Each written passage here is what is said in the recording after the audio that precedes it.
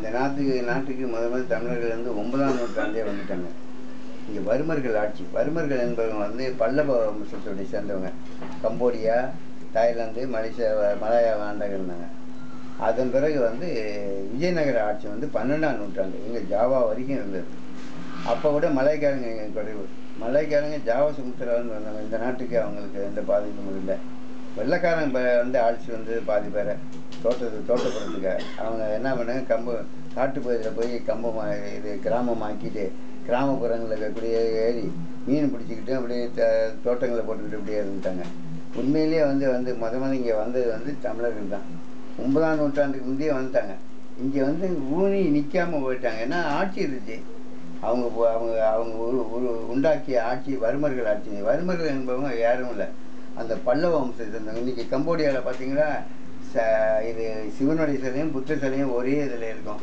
காரணம் வர்மர்கள். அவங்க வந்து யாருன்னா வர்மர்கள் பெரும்பாலும் அந்த மகாபலிபுரத்தை இதெல்லாம் ஆனாங்களே அந்த மன்னர் வம்சத்தை சேர்ந்தவங்க. அதெல்லாம் அந்த மன்னர்கள் வந்து பல்லவ வம்சம். அவனுக்கு பெரும்பாலும் வடமொழியை தான் வந்து இப்போ போற்றி வளர்த்தாங்க. வடமொழி என்பது சமஸ்கிருதம். அதன் பிறகு தான் தமிழை வளர்க்க ஆரம்பித்தாங்க. அதுக்கு முந்தைய அவன் தமிழை வளர்க்கலை. அதனால தான் வடமொழி வந்து இலக்கியங்கள் புராணங்கள் இதிகாசங்கள்லாம் அவங்க காலத்தில் உருவானது. மகேந்திரவர்மன். ஆனால் அதே வந்து பரஞ்சோதி அடிகள் என்ன பண்ணார், வாதாபியில் போய் படையெடுத்துட்டு பிள்ளையாரை கூட தமிழகத்துக்கு கொண்டு வந்தது அவர் தான். அப்போ அது பிறகு தான் அவன் வந்து தமிழ் வளர்த்தான். பரஞ்சோதி அடிகள் தான் வந்து நாயனார் ஆனார். இந்த மலேசியா பொறுத்தளவில் பல்லவர் ஆட்சி தான் இருந்தது. பல்லவர் என்பது அவங்க வந்து பர்மர்கள்னு சொல்றது. எத்தனாவது நூற்றாண்டுல தமிழக மலேசியாவுக்கு 9ஆம் நூற்றாண்டு வந்துட்டாங்க. யாருனால கொண்டு வரப்பட்டாங்க? அந்த ராஜேந்திர சோழன் தான் இங்கே கொண்டு வந்தாங்க. படையெடுத்து வரும் ஆங்கிலேயர்கள் கொண்டு வந்தாங்க. ஆங்கிலேயர் வந்தது வந்து 14ஆம் 18ஆம் நூற்றாண்டு தானே. ஒரு 350 வருஷம் தானே. இவங்க வாழ்ந்த சரித்திர நூல்கள்லாம் இருக்குங்களா? நீங்க நோண்டி பாருங்க. இது பூஜாங் பள்ளத்தாக்கு இருக்கு, அந்த டைப்பிங்கில் இருக்குது. இங்கே ஜுகூர் பக்கம் இருக்குது. சிங்கப்பூருக்கே ஒரு தமிழ் மன்ன ஆண்டு தான் அந்த பேர் சிங்கான்னு வந்தது. இன்றைக்கி அதை உறுதி பண்ணிட்டாங்க. அது அந்த சோழ வம்சத்தை சேர்ந்தவங்க தான். இப்போ நம்ம மலேசியாவுக்கு வந்த தமிழர்கள் அவங்களோட தென்னாட்டிலேருந்து வந்தாங்களா இல்லை அவங்க தென்னாட்டிலேருந்து வந்தாங்க. 240 ஆண்டுக்கு முன்னாடி. அது வெள்ளைக்காரன் கொண்டு வந்தது தோட்டப்புறங்களுக்காக. அதுக்கு முன்னாடியே வியாபாரத்துக்கு மலக்காவுக்கு வந்துட்டாங்க தமிழர்கள் கொஞ்சம் பேர் வியாபாரிகள். அப்போ அந்த பரமேஸ்வரன் சொல்கிறவங்க வந்து இந்தோனேஷியாவில் உள்ள ஒரு மன்னனுடைய தம்பி. அண்ணங்காரனை கொண்டு போய் ஓடியாந்துடுறாங்க. அதை வந்து சிங்கப்பூர் மன்னன் கேட்கும்போது அங்கே உள்ள நுழைய தான் அவன் இங்கே வந்துடுவாங்க. தம்பிக்கு படையெடுத்து வந்துடுவாங்க. நீ எங்கேயாவது போய்ட்டுன்னு அவன் மலக்காவில் வந்து ஒழிகிறான். அவன் வந்து இந்தோனேஷியாவில் வம்சத்தை சேர்ந்த அந்த பரமேஸ்வரங்கிறவன் அந்த ராஜவம்சத்தை சேர்ந்தவன். அவனோடு சேர்ந்து ஒரு 700, 800, 900 பேர் வந்துட்டாங்க. அப்போ அங்கே வந்து சீனாவிலேருந்து வந்த வியாபாரிகள் வந்தாங்க, நல்ல சிவப்பு தோளோட. அவங்க வந்து முஸ்லீம்கள். அந்த பெண்ணு சீன பெண்ணுங்களும் வந்து உடனே அந்த பெண்ணை கல்யாணம் பண்ணனே அவங்க இஸ்லாத்துக்கு சேர்ந்தாங்க. யாருக்குரிய ஒரு 450 வருஷம் தான் ஆகுது. அதுக்கு மேலே உள்ள வரலாறு மலைக்காரனுக்கு எதுவுமே இந்த நாட்டில் இல்லை. பரமேஸ்வரா வந்து முஸ்லீமா ஆகலைன்னு இப்போ சொல்கிறாங்க. அவரோட கடைசி மகன் வந்து தான் வந்து முஸ்லீம் ஆனார் அப்படின்னு இருக்கலாம். ஆனால் அவன் வந்து இந்தோனேஷியாவில் உள்ள இந்து வம்சத்தை சேர்ந்த மன்னன். அப்போது இருக்கும்போது நம்ம தமிழவங்க வந்து இங்கே வந்து ஆங்கிலேயரெல்லாம் கூட்டிகிட்டு வரப்பட்டாங்க. எல்லாம் வந்து தோட்டப்புறத்தில் அங்கங்கே வேலை செஞ்சாங்க. அப்போ வந்து வெள்ளைக்காரன் நடத்தும் போது தமிழவங்க நல்லா இருந்தாங்களா? நல்லா இருந்தாங்க. ஏன்னா தோட்டப்புறம் தமிழ் பள்ளிக்கூடம் வியாபாரிகள் வேறு தனியாக வந்துட்டாங்களே.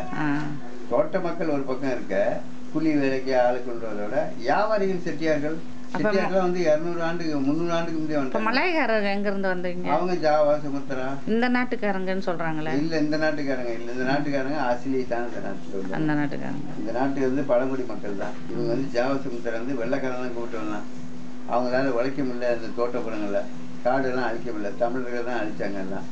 அவன் என்ன பண்ணிட்டான், எல்லாம் கிராமப்புறங்களில் போயிட்டு அங்கங்கே வீடு கட்டிக்கிட்டு அப்படியே இருந்துட்டாங்க. வெள்ளைக்காரனை விட்டு கொடுத்துட்டான். நாமும் சீனர்களும் அவங்கள ஊருக்காரன் சொல்லி நாட்டுக்காரன் சொல்லி நான் அவனை நாட்டுக்காரனாவே ஆக்கிட்டோம். அதுதான் உண்மை. அவங்க இந்த பூமியில் எந்த வரலாறும் கிடையாது அவங்கள்ட்ட.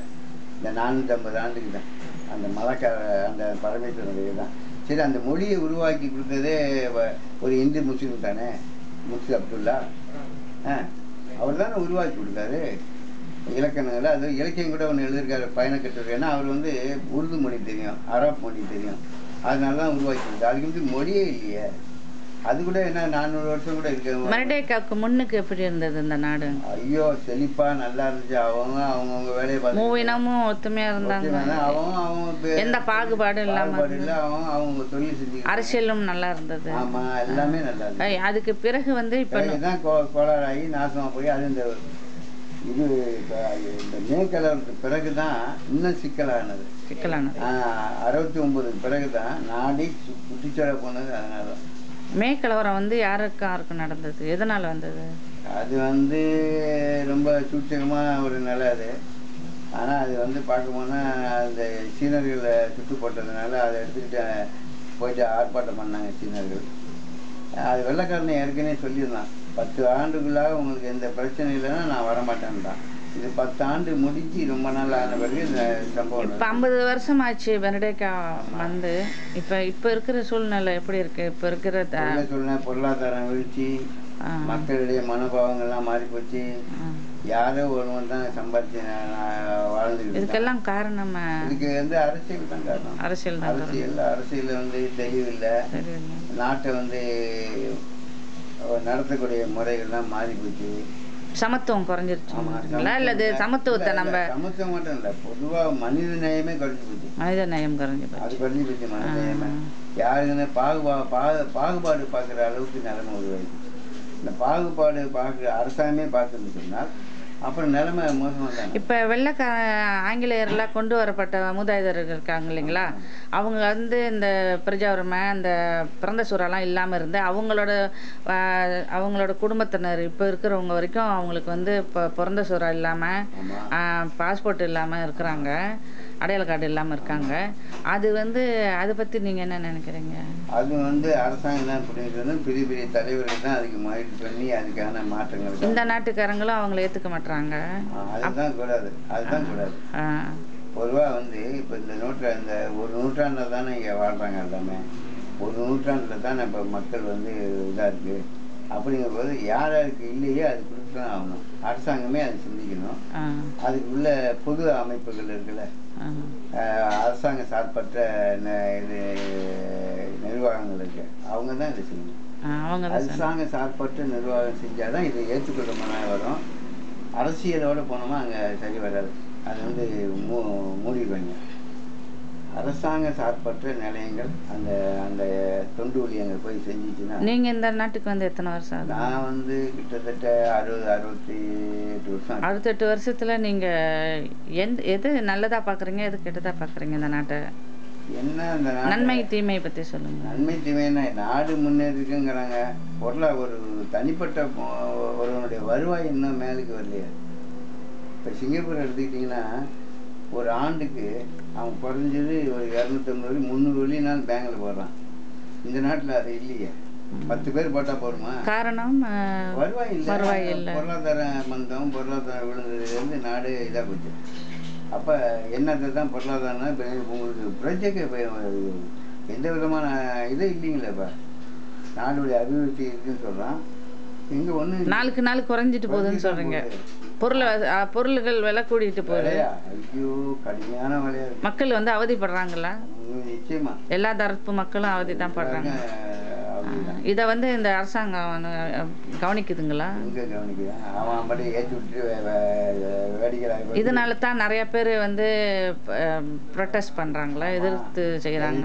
எதிர்ப்பு வந்து இப்போ தான் ஆரம்பிச்சிருக்காங்க. இவ்வளோ காலமும் அடங்கியிருந்தாங்க. இன்ட்ராப் ஆரம்பித்த பிறகு தான் இப்போ எல்லாரும் பிரிஞ்சு இன்ட்ராப் செய்கிற செயல்கள் வந்து உங்களுக்கு நீங்கள் நிச்சயமாக ஒத்துக்கணும். ஏன்னா அவங்க